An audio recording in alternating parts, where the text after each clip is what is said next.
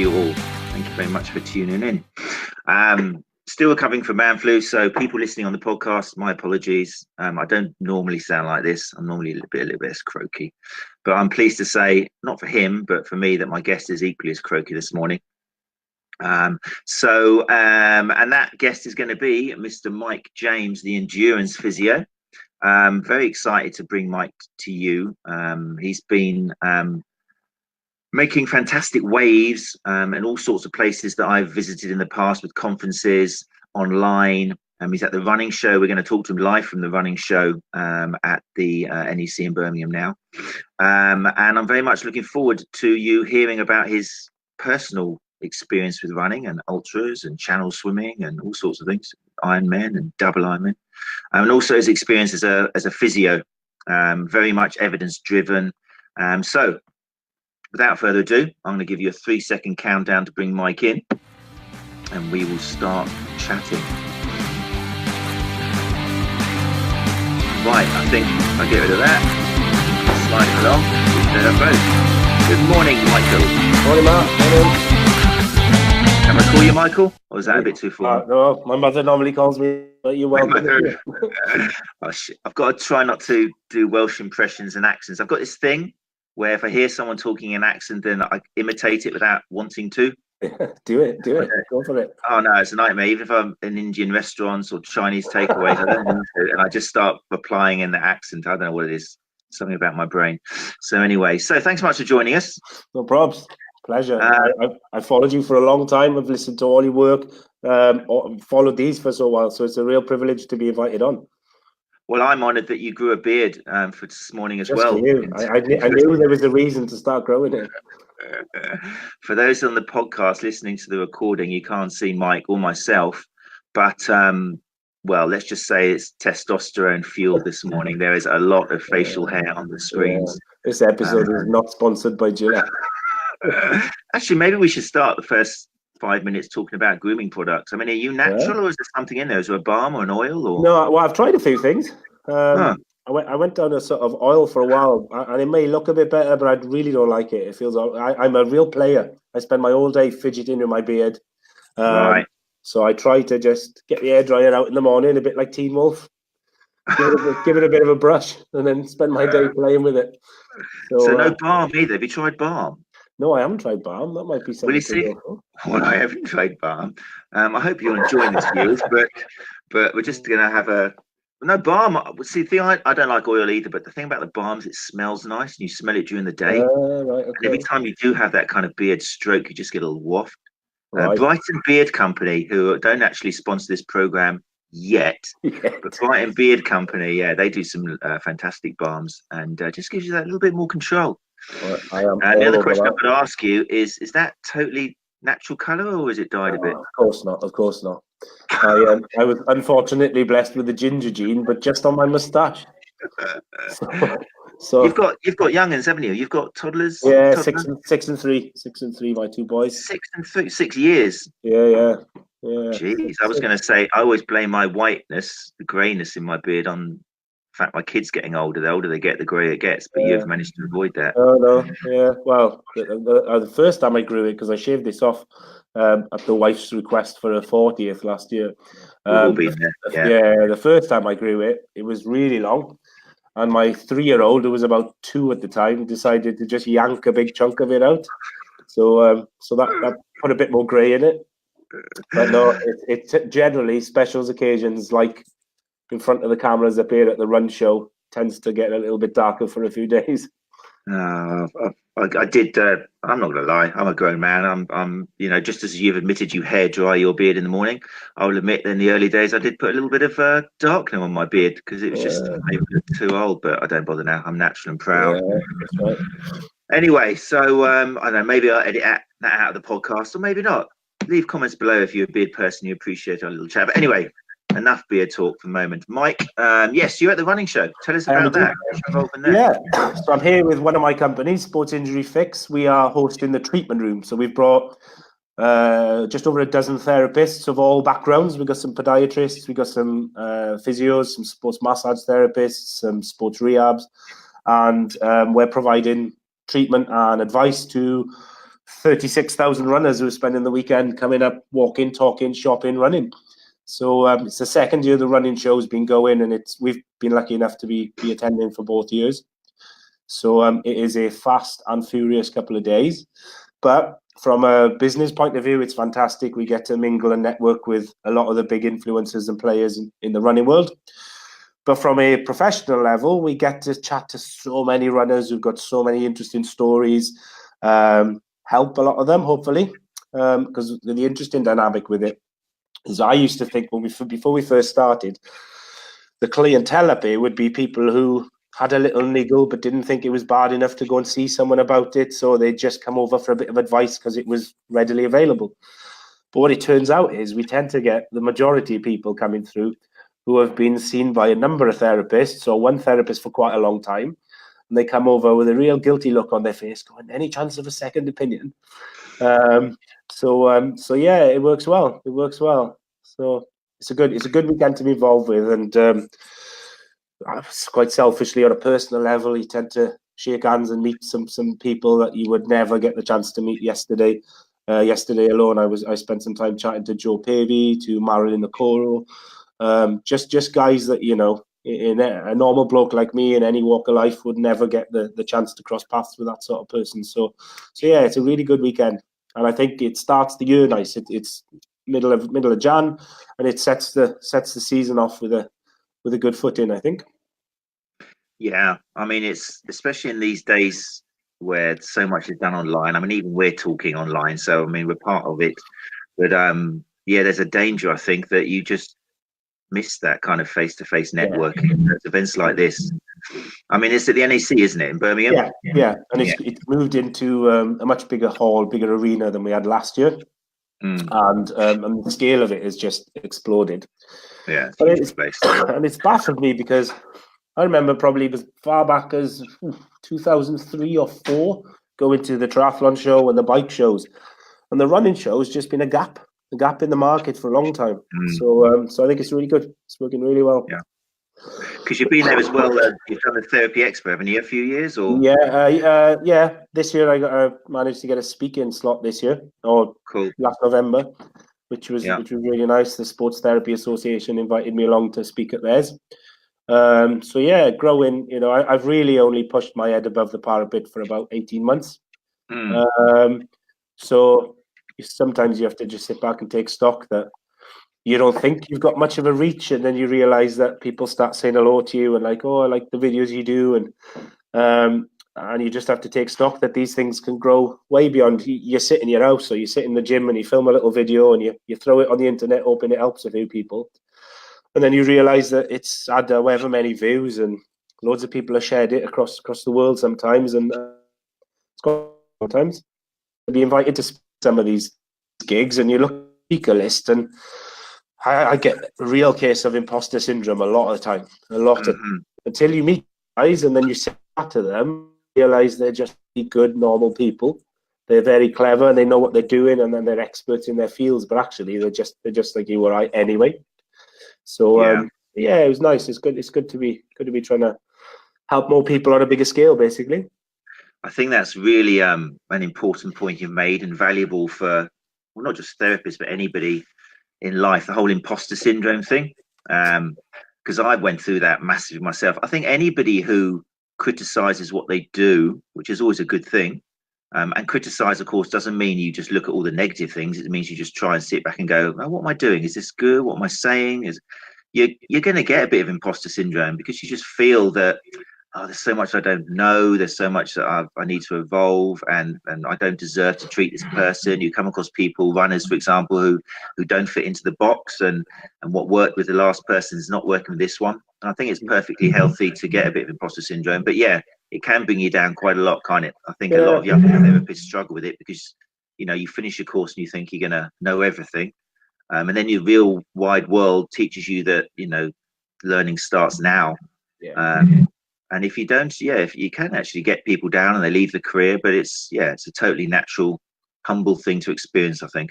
Yeah. And I think one of the messages I try to push out to the therapists is that you can just, you know, the days of this structured career path that has to be followed is so extinct.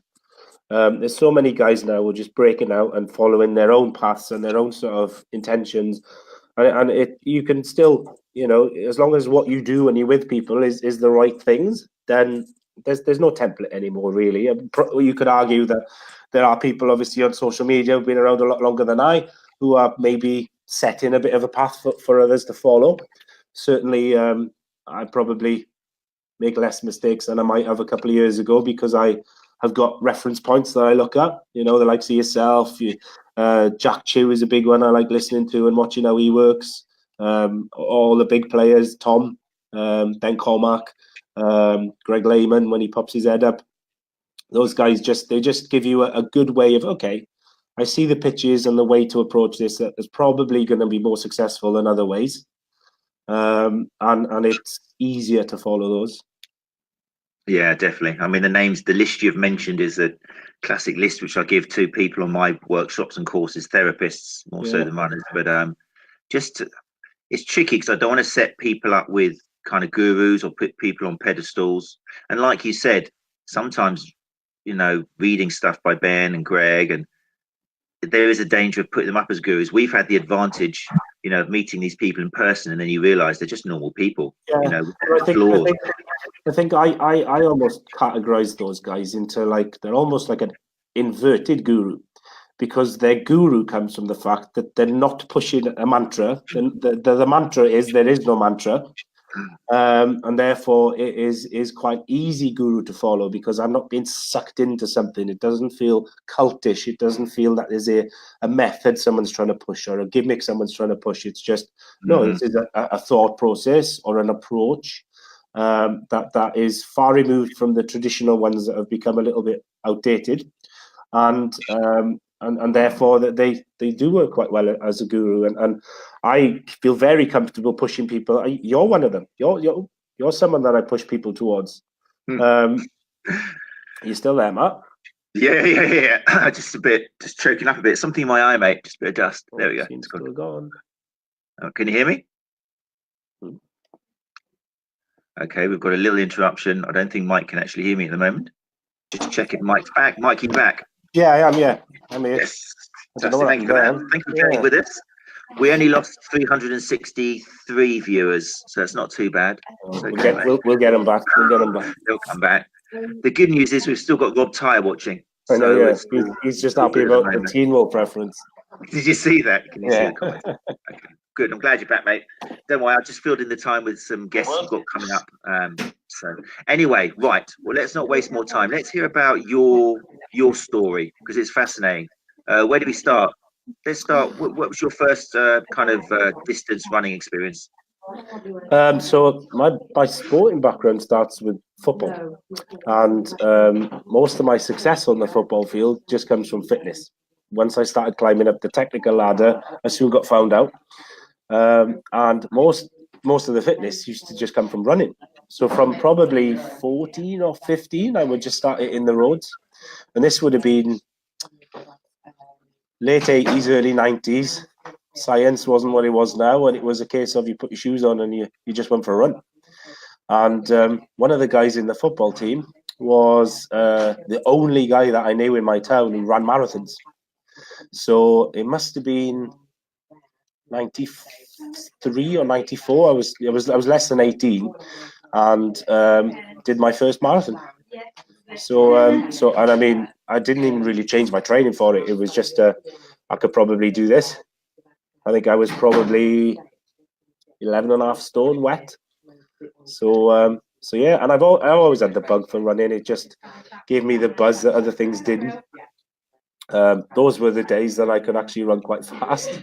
So yeah, it was a natural evolution to just progress running from there. So I guess by the age of 20, I would have called myself a seasoned runner. I was running 4 or 5 times a week. I was doing double-figure runs quite happily, and I had 2 marathons in the bag at that point. And then a couple of months after that, I joined the military. And we were still in a time where fitness was running based. Fitness testing was running based. And I remember I joined as a physical training instructor in the Air Force, and I remember having jobs in a recruit training center where my day job was to take 60 people running 4 times a day, where literally it would be take them for a 4 to 5 mile run, come back, have a quick shower, put a new set of kit in, take the next one out, take the next one out, and I was getting paid to do this. It was awful. But as with most things in my life, I have a slightly obsessive personality, and when something pops up that just seems silly or just seems different, I tend to attract myself to that. So it wasn't too long before ultras popped up on my radar, or whether it was a multi-day race. I spent a couple of years in my mid-20s chasing fast 10Ks, hate 10Ks. They just hurt from start to finish. Did okay, got a couple of decent times under the belt, but it was never a love. I used to be driving to the races on Saturday, Sunday mornings, dreading it. So it was just, let's go long. I make no, when I teach my courses and people, I give a bit of an overview, but my stuff, and people sort of say, oh, I don't know how you do the stuff you do. And I'm a big advocate of playing down my physical prowess. The long stuff that I tend to do, I think probably 90% of the people of the recreational athletic world could physically train to get in that shape. There's nothing special about me as an athlete. What they don't have is the psychology to maybe apply themselves to that training, and then come race day, go through the turmoil that some of these events tend to put you in, knowing that you'll be okay coming out the back of it. So we've pretty much now, we're 43 years of age. It has really dropped off in the last few years since my 2 boys came. But we've topped 100 marathons. We've topped probably 25 ultras, from 30 up to about 100 milers. Done a couple of 100-mile races, lots of multi-day events. And then spread my wings about 15 years ago into the triathlon and cycling and open water swimming world. So we've been spending lots of time over there. But I always default back to runs when life's busy, when life's hard, and it's just, you can always take a pair of running shorts and a pair of running shoes somewhere. You can always just go for a run. So it'll always be the default. It'll always be the thing. And now I'm so lucky right now to be able, my 6-year-old who's got the same obsessive personality that I have. He's doing junior park runs. Me and him go for little runs, and a whole new element of my life has opened up with running now. And like you, I'm a big buggy runner. Do loads with the buggy now. Just killing 2 birds with 1 stone, or 3 in my case, or in your case. Yeah. So it's an interesting point you made there. Like, yes, the advantage of running is you can just stick your shoes on and then some clothes and get out the door and do it. But of course, when it comes to like what we're going to be talking about, training for multiple peaks, being fit at different races during the year, then that can be a disadvantage as much as an advantage, can't it? Yeah, definitely. So yeah, you for example, you've done double. You went from Ironman to double Ironman, which must have been pretty crazy. And that was done in Afghanistan, wasn't it? So it was done in the UK, but the race was in August, and from Jan until May of that year, I was in Afghanistan. Yeah. So I had to really sort my training program out to factor all of that stuff in. So I was preparing for a 5-mile swim without touching the water for 5 months. I got a little bit. It was coming out of the hot season in Afghan when I got there, so I assumed I'd be okay running. But actually, the humidity and the sand and the dust just made running outside nuts. You were coming back caked, and you were just coughing and spluttering. So a lot of it was we used to have a market on the camp. The locals used to come once a week with a market, and one of the big things they used to sell was pirated DVDs, and you could buy like 10 DVDs for $10. So every week I would just buy 10 DVDs. I was running in the physio department, so we had our own treadmill. So late at night, I'd go in there, I'd put my laptop on the console, start watching DVDs, and run for 3, 4, 5 hours. Got you, yeah. I was trying to figure out how you were managing to watch Yeah, DVDs whilst running in the plains of Afghanistan, yeah, but I realise now it was a all on the treadmill, treadmill. So it was 5 months of treadmill running at night, watching films. yeah, yeah. It was spin sessions like you wouldn't believe. And then factoring in that, when I come back, I really need to hit the water. So I'm probably going to have to get ahead of the game in my running and cycling, because they're going to have to back off a little bit when I come back. And it worked okay. It worked okay. It was, it was a long, slow plod. So and about 6 weeks, 6 weeks after the double, we ended up going to Chicago to do the marathon, which was the strangest but most enjoyable marathon I've ever done. 6 weeks in between. We went out with my wife and 2 friends. My wife was doing a 3rd or 4th marathon and trying to go faster than before, and the other guys were doing their 1st one. And I remember saying to the wife, I literally don't know what's left in the tank with me. I've got a sneaky feeling at some point around this course, the body's just going to go, no more. Not this year, we're done. I'll run with you at your pace for as long as I can, and then we'll see. And I got to about 12 miles, and the body just went, nah, I'm pulling the plug out. And it's really funny because it's my slowest ever marathon. It's the only marathon I've spent long periods of time walking in, but it is the most fun marathon I've ever done, because for the first time ever, without looking at a watch or worrying about pacings, I took in the sights, the sounds, the scenery, chatted to the locals. There was a big stretch through Chinatown, and I just literally I walked about 200 meters into the drink station and about 300 meters out the other side, and just loved it. So, and did you still manage to beat your wife? No. Oh, really? Yeah, she's okay. She's not bad. You let her win. That's nice. That's very good. She's one of those. She's a swimmer by trade. Yeah. She's a talented little athlete, but just does not have the application mentally. She just can't be bothered. So let's jump to okay. So that's an example of where it wasn't quite so successful getting fitness peaks at 2 points, but 6 weeks after the double and then going to, I mean, maybe that was, I don't know. But let's imagine now what are the sort of things. Let's start getting into best practice to be able to peak during the year, multiple events. So maybe in some sort of order, what's the most important thing, and then what's the least important at the end? Give us some insight. I think like the real interesting thing with this is I've seen such a change in this in athletes in the last few years. 10, 15 years ago, I'd work with people and they'd come to you and they'd have, these are my 2 races for the season. These are the 2 things that I'm focusing on. And to be able to structure someone's training to get them to those races was quite simple. But now people come with the craziest plans. I want to peak for 4 races from 10K to marathon, all spread out through the season. And the most important thing I find sometimes is literally just having that good, honest chat at the start of the season and saying, look, sometimes I don't think this is a realistic plan. We can get you to the 4 races, but you can't peak for all of these races. So I think that's a real honest one. I think being blunt with someone and saying, look, sometimes you can just go back next year and peak for that one. So I'm not someone who said there's no number. I don't think there's a number that I would say that's the maximum you can peak for. So a good honest chat about that is the first thing. That's interesting as well. I'm just going to because that's one thing that so many runners don't do. Runners, in my experience, so many runners are great at organizing their week.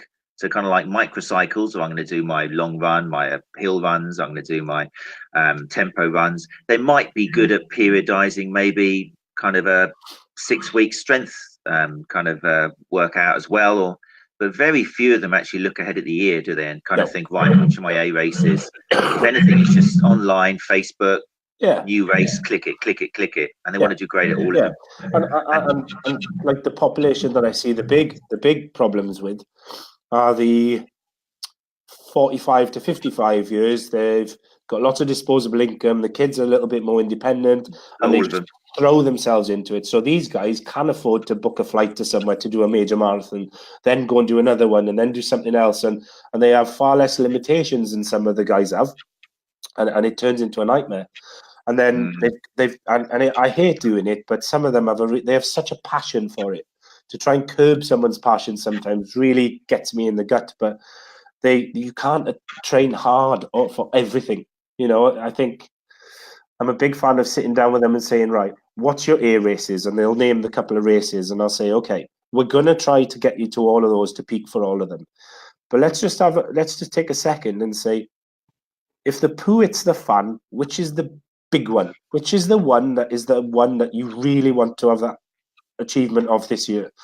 Because ultimately we have to have a plan B and C. We have to have something, we could pick up niggles, you could pick injuries, you could pick up whatever. Life gets in the way sometimes, and nothing to do with physical stuff.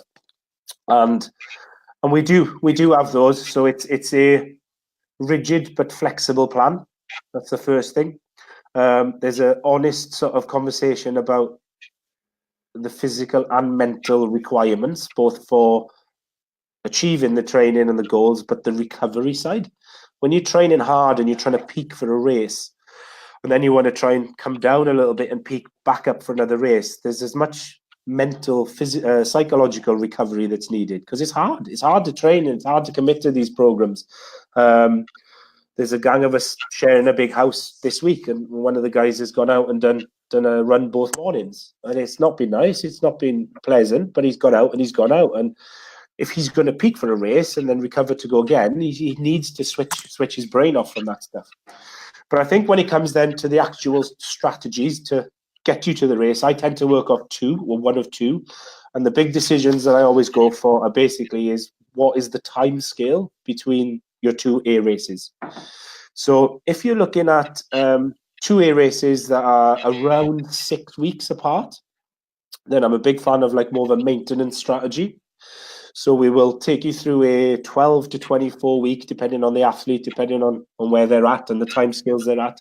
That'll be the main program, a real traditional periodized program to get you to peak for race 1, let's call it. And that will have that sort of taper and everything getting you up to the start line. Then all I tend to do is have an easier week to recover, and whatever time scale is left until that second race, as long as it's under 6 to 8 weeks, we repeat the last couple of weeks of the hard intensity stuff.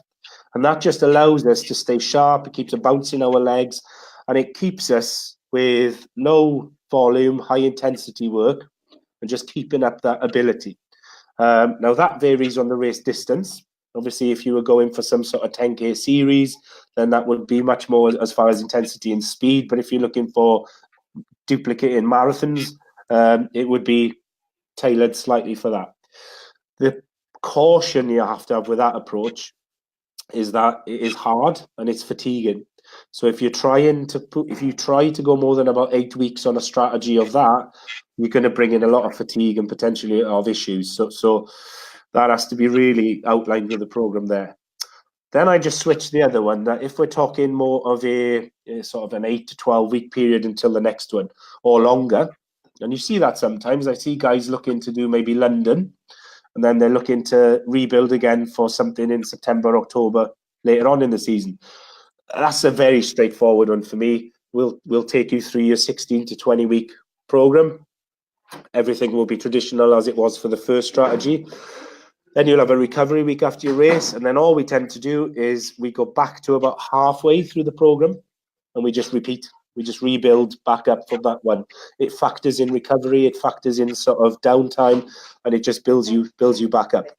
What it gives us the ability to do as well, when we've got that much time to play with, is we can look at things like the terrain of the second or third race. Is it different to the first one? Is the climate factors different? Are there travel factors we need to consider? Did we do things wrong in the first one? Sometimes we might have just missed the mark a little bit and we need to tweak things. Have we picked up any niggles or injuries that we now need to factor in? And we'll make slight adjustments, but effectively try to repeat the second plan. And for most of us runners, most of us regular guys and girls out there, those 2 strategies, whether it's maintaining a high level for a shorter period of time or to rebuild back up over a longer period of time, that's all I ever use. That seems to work. There's other stuff out there, but it's too fancy, too complicated. None of us, if we lived in different areas where we were professional or there was financial gain for our running performances, then maybe different things work.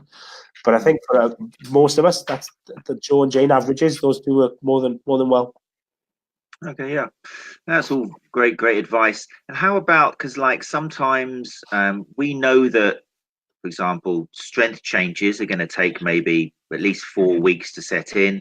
We know that if gait retraining as well, changing habits, for example, if you're going to have to change your gait because of a different terrain, like you said, when we were talking to Elizabeth Barnes, it was interesting how she noted the difference between running in sand compared to running on hard ground. You're using much more hip flexion, you're lifting the legs up, you're not getting the recoil or the elastic exchange. So let's imagine if someone's making that slight change to their gait, and that's going to take, you've got to easily give 4 or 5 weeks for habits to change. So these sort of things are very much going to dictate when you can realistically run your next A race, isn't it? Or whether it's going to be an A race. Yeah, absolutely. People don't seem to take this into consideration, as well as if you're coming back from a slight injury. You know, as soon as you've got any injury from a race, you're going to have to sometimes change your plans. Like you say, they've got to be written in pencil. You might not be able to, that might not be your A race anymore, depending on your last race. No, and there's so many people sometimes they get, so race 1 may not go as well as planned.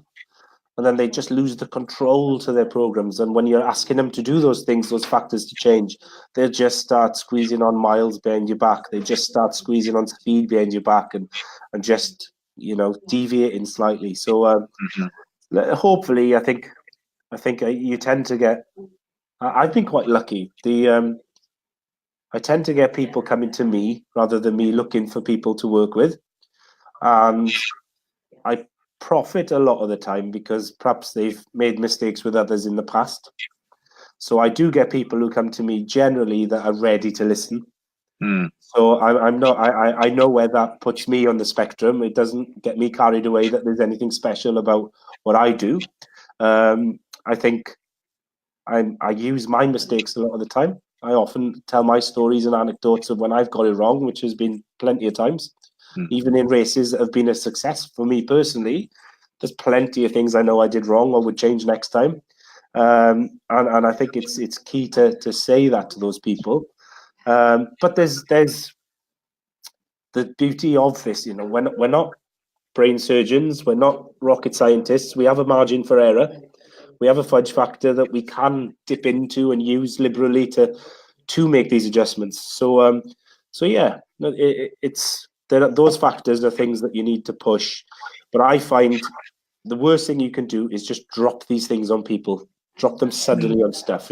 If I'm starting pre-season, let's call it, doing some strength training with these guys, these conditioning guys, then it's outlined after we know the plan for the season, where we might make changes and why we might make changes. So they may be, if they're doing like a maintenance strength regime just once a week while we're building up for race A, the first race A, then as part of that session, maybe I'll drop in some movement prep for things that might be coming up in the next strength phase. But it's all explained to them. Well, look, this might seem a bit silly now, but we are going to be changing the terrain, and those terrains are going to put demands on other muscles, and this is why we're going to try and change it up for that. And most of the time then, they'll even if it's an exercise they hate, they'll sort of go, okay, I see that. I quite enjoyed that other one. I want to still do that, but at least I get the rationale behind why we're trying to do stuff. Everything is just about educating people on stuff. So if they're working with you from the beginning of a year, or you've worked them long enough for them to actually trust you and kind of go with what you say, that's great. But how do you, like you said, particularly in ultra running, like you said, it's kind of like there's obviously the physical preparation as well, but it's that whole 90% mental and the other 10% is in your brain kind of thing. But that also means that you're going to be dealing with people who it's the psychology you're going to have to play around with rather than the physical prowess a lot of the time. So you imagine you get somebody who's recently come to you, okay, so they don't know you that well, maybe they've come from other people, they've had a race which kind of went okay, but they've got the symptoms which, let's imagine some knee pain or something, and you kind of know inside, okay, you've done your assessment and you're thinking, right, I need to kind of tweak this person's expectations. But of course, psychologically, they feel great. They're still thinking, wow, I felt great in that race and I'm ready for the next one. Is there any kind of like words of advice you'd give to other therapists who need to explain to that person that even though psychologically they feel fantastic and ready to take on the next goal, it might be better for them to readjust and kind of change it? How would you get through to that athlete? Yeah, it's tough. It's tough, and you have to gauge the athlete in front of you, and a lot of the time, the nature of the beast of an ultra runner. Is it's their sheer ignorance and dismissal of sort of normal advice is what gets them to be the ultra runner that they are. So it's a real tough one. Generally, what I find works the best is, certainly if it's someone that I've only just started working with, is to reinforce the positives, that the only way they're going to achieve these goals is to maybe try and do some of these things we're chatting about. I think letting some you work out pretty quickly what the psyche of someone is in front of you and what sort of personality type they are. And I think adjusting my approach to them rather than trying to get them to sip into my approach is probably the best way. I bite my tongue lots of times for a couple of weeks before I think the opportunity might arise when the rapport is there to broach some subjects. And sometimes, you know, sometimes you've got to let someone maybe make a mistake in front of you. You know, they've got a bit of a niggle and they've got something coming up and it's probably not the most important, and you know that it's nothing serious, and if they just annoy it a little bit, they might give them a bit of a reality check. Sometimes I'm like, okay, cool. You know, I know you're safe. I know nothing bad's going to happen. I know we're not going to jeopardize our plans for the season, but you need to learn the hard way sometimes. And then you can say, I told you so. Yeah, they come in with it. Yeah, of course you can. Yeah, you sit there, you stroke your beard, look down your nose at them. And, but it's funny, and I really mean this. The last 6 years of being a dad and negotiating with two boys, they've made me so much better as a clinician of dealing with people. You know, to sometimes put the things you want to say to the back of your mind and approach different people different ways. It really teaches you to, okay, let's think ahead. Let's plan what I'm going to say. Let's think of the conversations. When I may well have been guilty 10 years ago of walking in and saying, this is what I need you to do. This is my approach. If, you know, you've come to me, if you're not going to listen to what I'm going to do, then go find someone else. And not that I ever had those conversations with anyone, but I felt like having those conversations a few times. Yeah, it's a very interesting point. Yeah, because one of the things I think that you have got going for you, and doesn't always happen, is you've got a great history and experience as an athlete with some great results, and you've achieved some amazing things. But that alone doesn't mean that necessarily you can teach or coach or educate.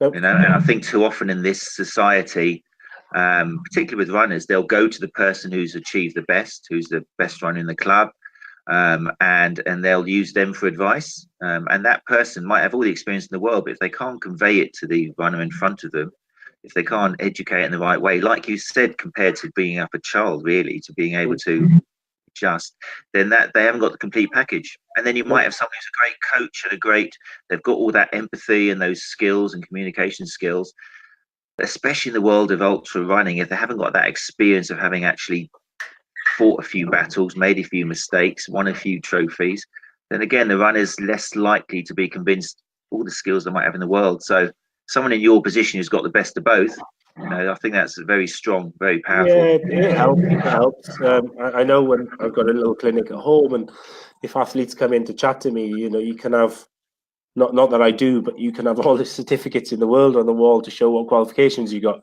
And then they look at a medal or they look at something else and they'll just, oh, you've done that. And that gets them every time. Every time. And yet, and the irony these days, you can jump on eBay and buy most medals if you really wanted to just play that game. So, but I tell you the other strategy I use sometimes, and I don't keep it a secret.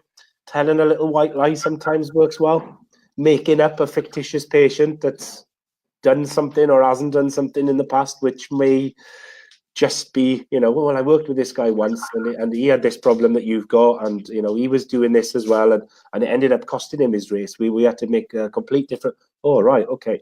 That person may have never existed, but it's just, okay, we've got a bit of buy-in now when we can, and I normally tell them some point after they finish their race, I was completely making that up.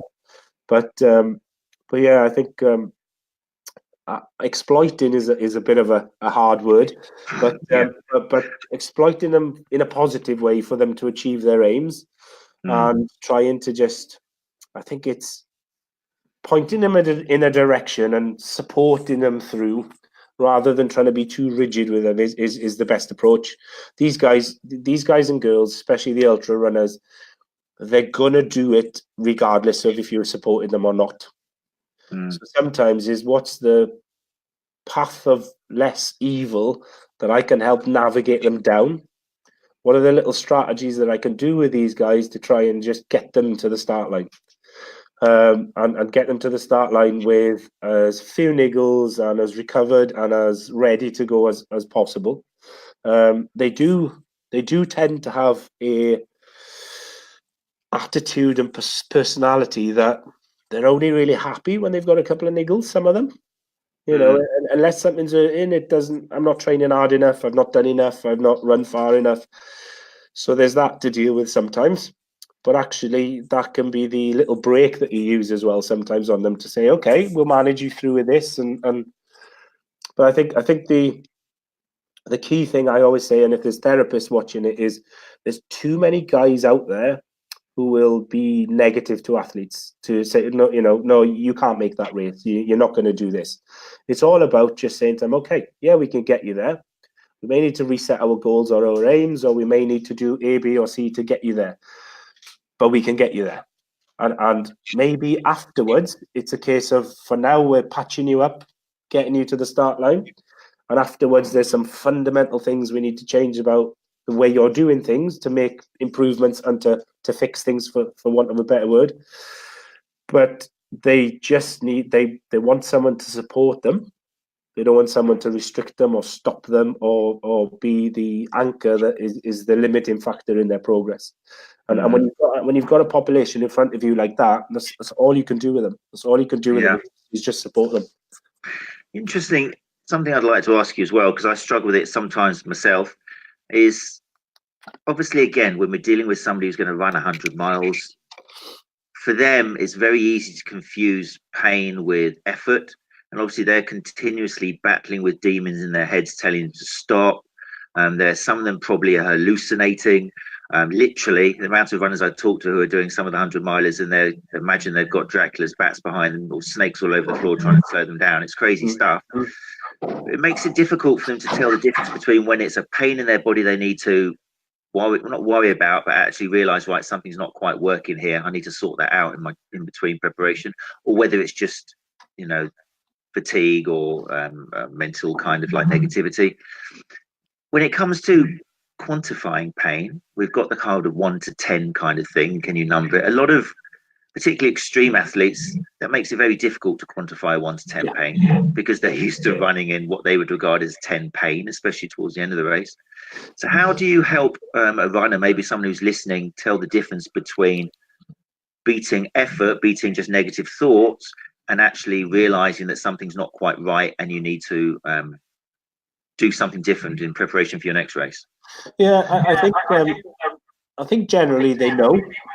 I think a lot of these guys will know. There's a culture shock when they first expose themselves to some of the stuff that just becomes a fatigue and a tiredness discomfort. And generally those things, rather than quantifying by number, I tend to go more off like, is your whole body hurting? Is it your whole leg that's hurting you? Yes. I'm not too worried about that. That should be so. When you start zooming in, so the more they go from a big, wide, broad brush, this hurts, down to a more finger point, this hurts, is when I start, my index of suspicion starts to raise a little bit on things I'm worried about. But most of mine comes from feedback from recovery. So, let's not worry too much about how you felt doing it. Let's monitor this recovery now afterwards. Monitor your subjective feelings of fatigue and pain. Some of them, depending on the athlete, like to do things like heart rate variability and heart rate monitoring and their sleep patterns and things like that. If I don't push it on people, but if they're down with it and they're happy to do it, then cool. But generally, if you recover appropriately for what you've done. So if you've gone out this weekend and you've run 2 runs of total more than 30 miles and you're stiff and sore for 3 or 4 days, but then by Thursday you're okay, that's appropriate to me. That's fine. If you have done 15 miles and you can't move for 3 days, then no, we've got something going on. We need to worry a bit more about. I think it's easier to avoid some of that fatigue pain, which basically then makes it easier to identify when something's wrong. Some of that is just much cleverer strategies with their training. They all just think it's about doing big miles. And I know they're running 100-miler and they're planning a big run that's in excess of 40 miles. I just like, guys, that's just crazy. And go out and do 4 10-mile runs over a 36-hour period. You're still getting the mileage in, you're still fatiguing the system, but you're giving yourself the chance to recover, to rehydrate, to refuel, ready for the next one. Watch what happens on race day. You'll still be okay.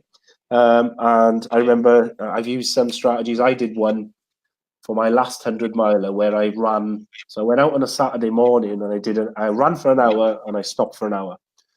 As soon as that hour's recovery stopped, I ran for 2 hours. Had 2 hours rest, then 3 and 3, and I did a pyramid all the way up, which finished with a 6-hour run, 6-hour recover, and then I came back down. So over a course of about 48 hours, I'd run for about 24 to 30 hours. I put about 75 miles into my legs. But I was fresh as a daisy about 2 days later, just because of the way I'd been able. Yeah, now, the bonus, I think, of that as well is the psychological component. Because when you've just done all of that runs and you've stopped and to get back off the couch again, to go back out again when it's dark or it's raining, another set of clothes to go back out, there's positives from the psych side of it as well. So it's being clever, and then if you can be clever so that the fatigue pain is it's not reduced, it's not minimized, but it's more acceptable. Identifying pain becomes a lot easier. And when the more they do, the more inherent feedback they get about fatigue pain. Obviously, the big buzz phrase is always being comfortable at being uncomfortable. And you can train that. You can train someone to be comfortable at being uncomfortable. You can expose them to being uncomfortable, but knowing it's a safe environment. So, for example, if I did last season, I did a 4 10-mile runs over 24 hours with one of my athletes. But I was with him. And I was out with him when he was training, and I was with him for the times he was recovering. So he knew that he was being monitored. He knew there was the safety blanket that if I thought at any point we need to change what we're doing, we'd have changed it. If I thought there was an injury or a pain, we'd have changed it. But suddenly, the next time he did that session, he didn't need me on his shoulder. He was like, okay, I know it's going to hurt this much. I know these things are going to hurt. I know this aches and pains are going to come, but it's okay. And I think those are the clever ways to try and monitor that. But I'm not a big fan anymore of sending people out for big, huge, long runs, because the knock-on effect, the subsequent training effect over the next 7 to 14 days is just so negative that the accumulated miles just doesn't seem worth it. And all you're doing is fatiguing the system and asking it to start picking up some aches and pains. That's brilliant. Okay, so yeah, you mentioned so many great pieces of advice there. So yeah, differentiating between a localized pain and overall body pain. If the whole body is aching, then it's unlikely you've injured every single muscle and bone in your body. But if it's zoning in on one particular kind of thing, then that could potentially be something you need to address more.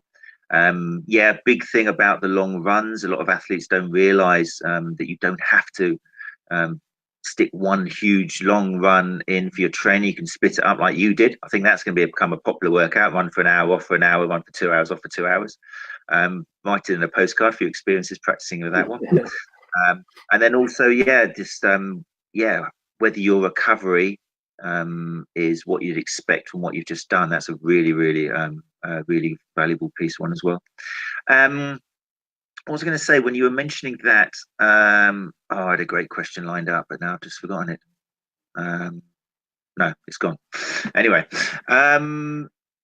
walking, hiking, that was it. I think some people, like Elizabeth, again, was talking about it, the value, especially if you're going for terrain and kind of like hills and stuff, the value of actually going out for hiking. for ultra runners. Is that something for personal experience you benefited from? And definitely. You know, walking with weight on your back and walking for distances is such a big part of the military. And now being back in the South Wales area with all the mountains and stuff we've got, tons of it is picked up. And why wouldn't you? Why wouldn't you?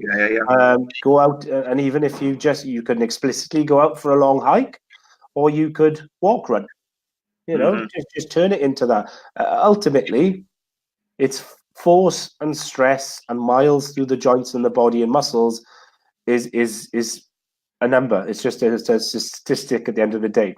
How we accumulate those, you know, obviously, if you are trying to run a marathon at a certain time and a certain speed, like some of our talented athletes do, then fine, you need to be working your physiological system within certain parameters to achieve those goals.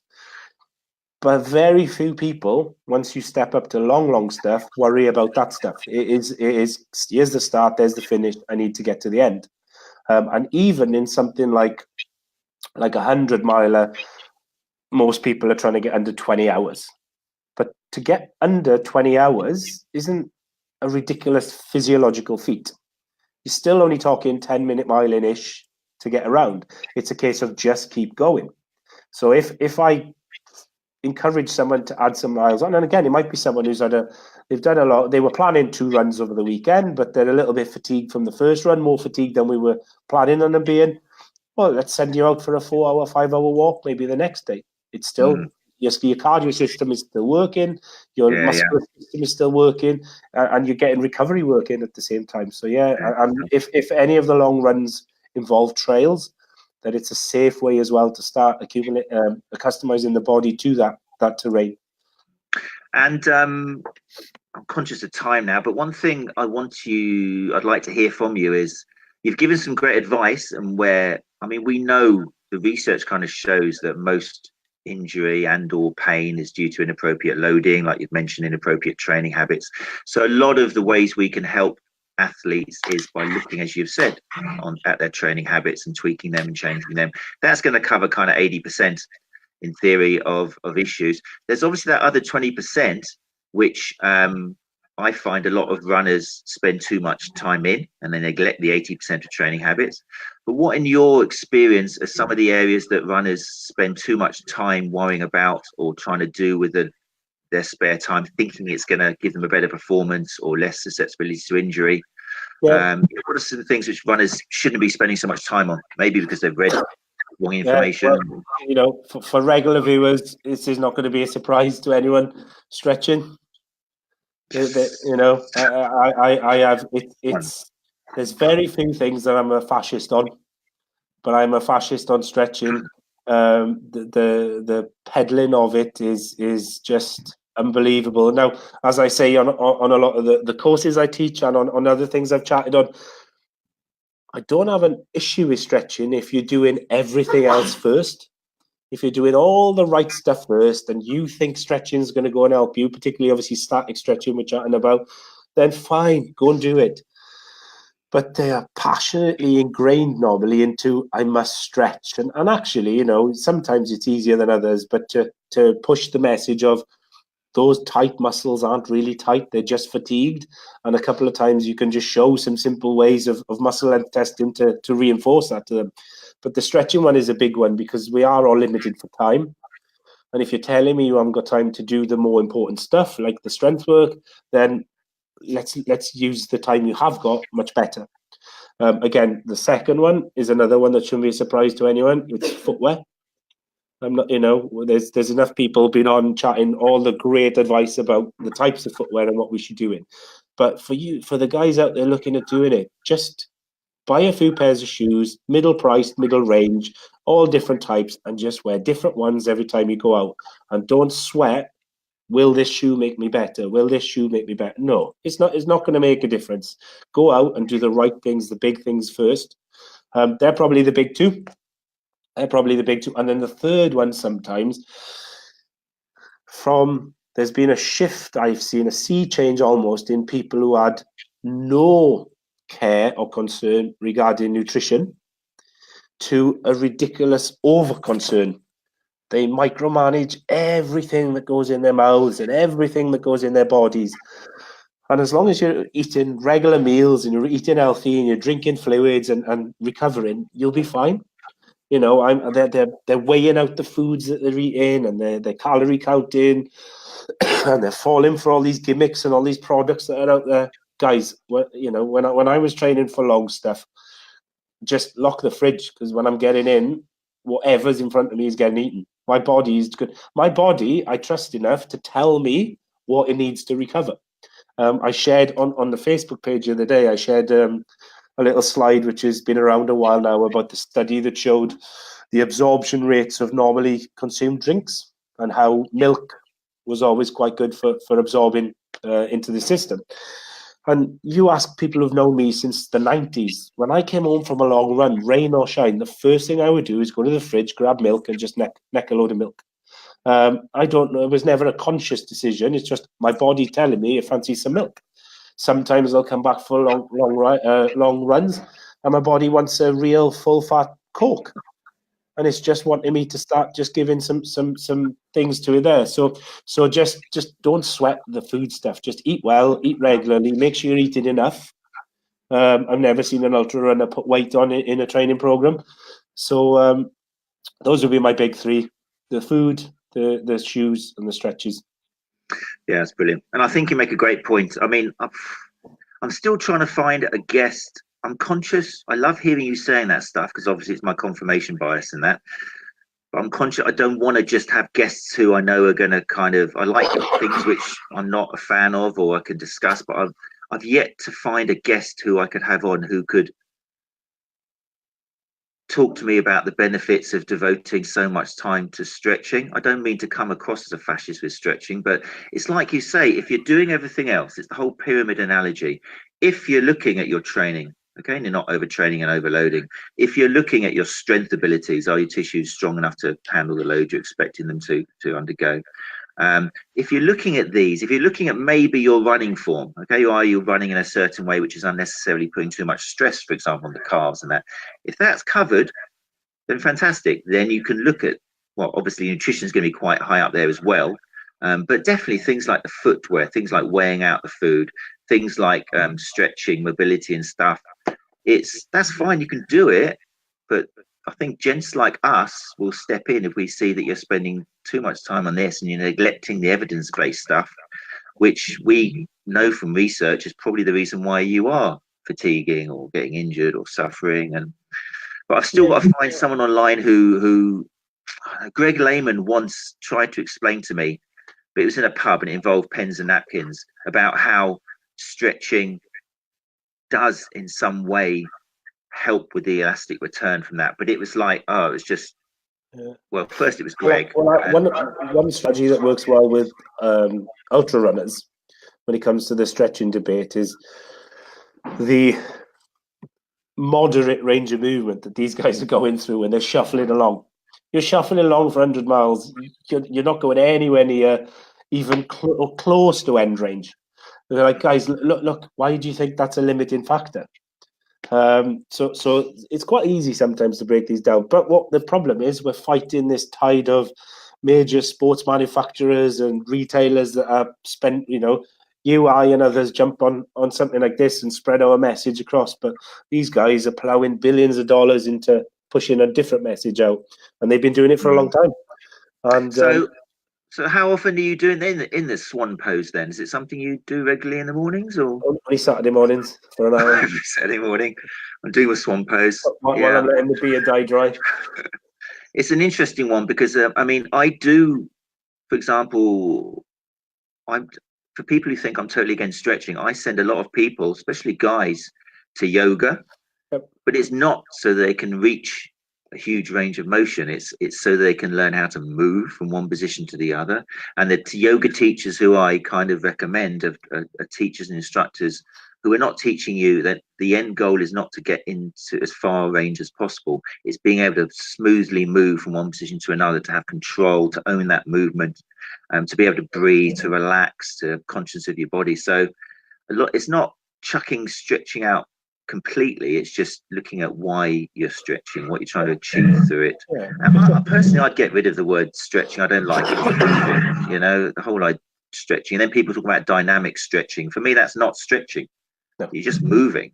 You know, you're swinging a leg. You're not stretching anything per se. So, oh mate, look, I'm gonna have to make a 2-hour episode. I think in future we could talk forever, but it's 10:35, and I've got clients in today, believe it or not.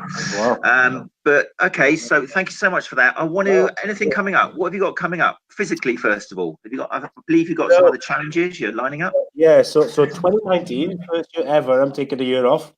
I've been trying for the last few years to squeeze things in and around 2 jobs, families, and it's just not working. So I'm going to take the pressure off. I might do a couple of half marathons, but you know, I'm probably not even going to really train for them.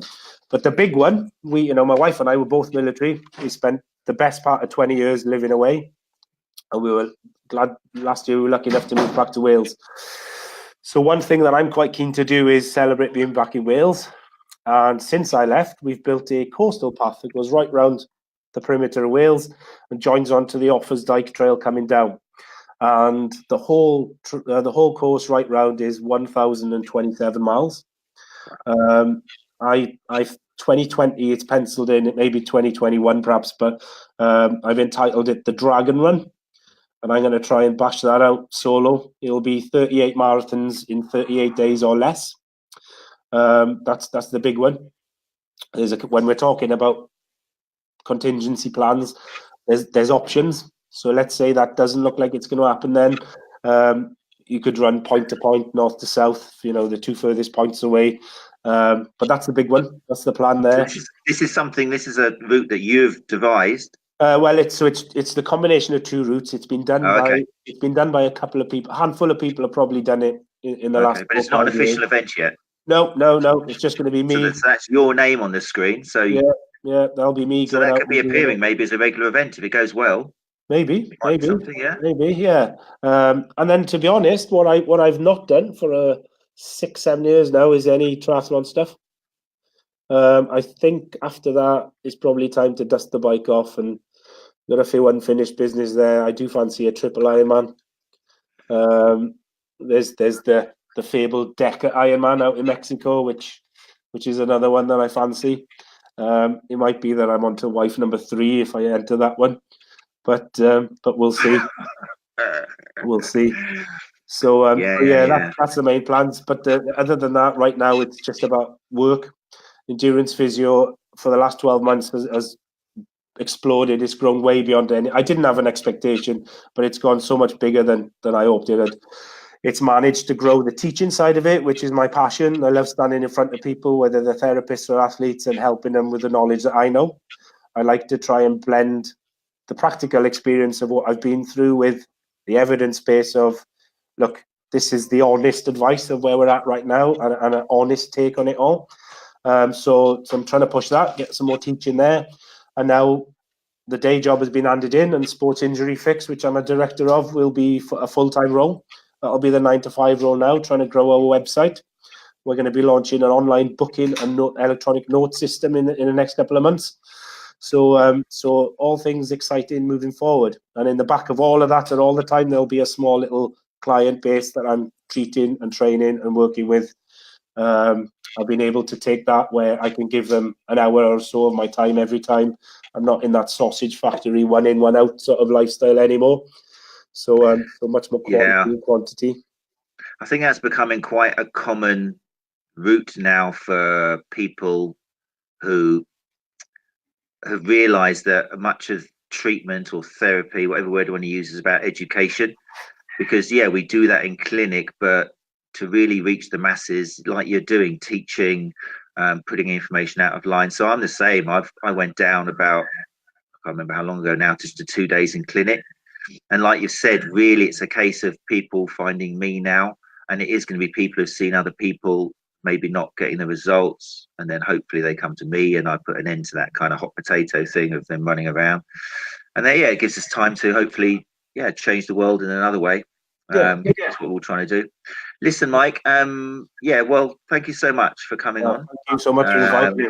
Absolute pleasure. It's great. The reputation you're building is worth every single penny. both with the endurance physio, with sports injury fix, your involvement with the running show. So it's all good stuff. I'm hoping this podcast gets shared and put out to people so they hear what you're saying and they can get in contact with you. We'll put some links in the comments section to the various websites and things you've mentioned. Perfect. So you're back to the running show now, are you? Yep, we'll go and see what's going on there for the rest of the day. We're 8 till 5 o'clock. And the Sunday generally tends to be a little bit quieter and less crazy than the Saturday. But still thousands and thousands of people crossing through our stand. So, yeah. And it's the 2 days, is it? It's a weekend event? Yeah, it's a Saturday and Sunday, third weekend. And if people want to pop along, if people are listening from near Birmingham or they fancy coming in, can they still get into there? I'm not sure. Most of it was tickets. I'm not sure. I think you can buy tickets here. Okay, it's worth checking out. I'll check and I'll stick it on my Facebook page if people can. But yeah, it's definitely worth. If most of these shows people assume are about buying products, buying stuff, but actually there's a 2-day speaker program from Paula Radcliffe, Joe Pavy's here, Nell McAndrew, Roger Black, right down to then a lot of sort of perhaps less celebrity but well-known endurance runners. Susie Chan. Susie Chan. I want to get Susie on this actually. She's another character. I definitely want to get through in the whole show. Okay, tell Susie if you see her that she needs to. I'll contact her. That'd be good. Yeah. She's got some good stories. Oh, hugely. No, and she's got a fantastic following as well. So, I just mentioned quickly Elizabeth Scott. Do you know Elizabeth Scott? I'm not sure I do. She put a comment here, but it's just huge. So I don't know what will happen if I kind of put it. See, it'll probably take up the whole screen. Oh yeah, there you go. We can. This is why I didn't put it up, Elizabeth. Because now we cannot see our beautiful beards. But yeah, there's a comment there from Elizabeth. She was just agreeing with you about taking her mileage down to smaller runs, and they're just having 2A goals, and it really helps her avoid too much injury. It's been a total fantastic change to her injury history thanks to that. So Elizabeth, there you go. I did put it up. I was just worried about it blocking the whole of our beautiful faces. So thank you, Elizabeth, for writing that comment. Right, Mike, we need to go. Thanks, mate. Thank you so much. And we'll talk again soon. Okay, I'm going to let you go and say goodbye to my people. Thank you very much. Yeah, no problem at all. Cool. Have a great weekend, everyone. See you, mate. Cheers. Okay, people, well, there we go. Slightly run over, 10:42. But yeah, Mike's great character. Check him out, the Endurance Physio. He's got great website, loads of information there. So yes, for us, we'll be back. I can never remember dates. I've got a 3-year-old and a 1-year-old. I don't even know what's happening in the next 10 minutes, but I know we have got some fantastic other speakers coming up, including we've got the director of Ultra Mirage, the race which Elizabeth Barnes won last year, 100k in Tunisia. He'll be coming up, which I'm very much looking forward to because he is a total crazy endurance dude as well as being director of that race. We've got Tina Maria coming up, who is an elite British athlete who's releasing a book soon regarding, like I said before, the all too common problems with female runners training too hard, interrupts menstrual cycle, and then suffering maybe potential problems with fertility. So I'm really looking forward to having her. That's going to be at the later 1:30 p.m. time because she's in America.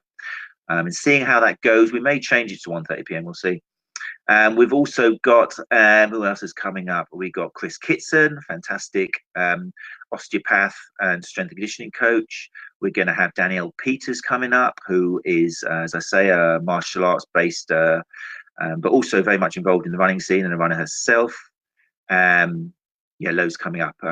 So stay in touch, spread the word. Go to iTunes if you can.